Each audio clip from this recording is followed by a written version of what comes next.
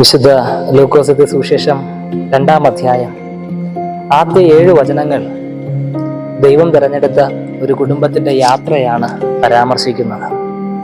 നിറവയറോടെ ഗർഭിണിയായിരിക്കുന്ന മറിയയും അവൾക്ക് വേണ്ടി ദൈവം ചേർത്തണച്ച അച്ഛനായ യോസേഫും ദീർഘദൂരം നസ്രത്തിൽ നിന്ന് ബേത്ലഹേമിലേക്ക് യാത്ര ചെയ്ത് അവർ അവരുടെ ദേശത്തിൽ തങ്ങളുടെ പൗരത്വത്തെ ക്രമീകരിക്കുന്നതിന്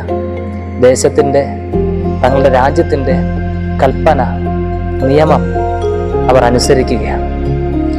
നോക്കുക, നിറവയറുള്ള മറിയ എന്ന പെൺകുട്ടി ദൈവത്തിന് വേണ്ടി തന്നെത്താൻ സമർപ്പിച്ചവളാണ്. നിന്റെ വാക്കുപോലെ എനിക്ക് ഭവിക്കട്ടെ എന്ന് പറഞ്ഞ താൻ കർത്താവിൻ്റെ ദാസിയാണ് എന്ന് പ്രഖ്യാപിച്ചവളാണ്.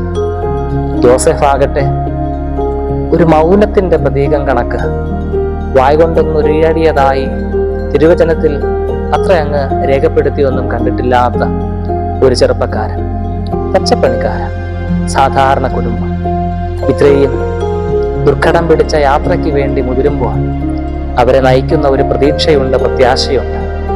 വിളിച്ച ദൈവം വിശ്വസ്തനാണ്. വിളിച്ച ദൈവം വിശ്വസ്തനാണ്. പ്രിയമുള്ളവരെ, ഈ ദുർഘട യാത്രയ്ക്കൊടുവിൽ ആ നിറവേറുള്ള പെൺകുട്ടി ഒരു കുഞ്ഞിന് ജന്മം കൊടുത്തിട്ട് വഴിയമ്പലത്തിൽ പോലും ഇടം കിട്ടാതെ ആ കുഞ്ഞിനെ കിടത്തുന്നത് പശുത്തൊട്ടിയിലാണ്.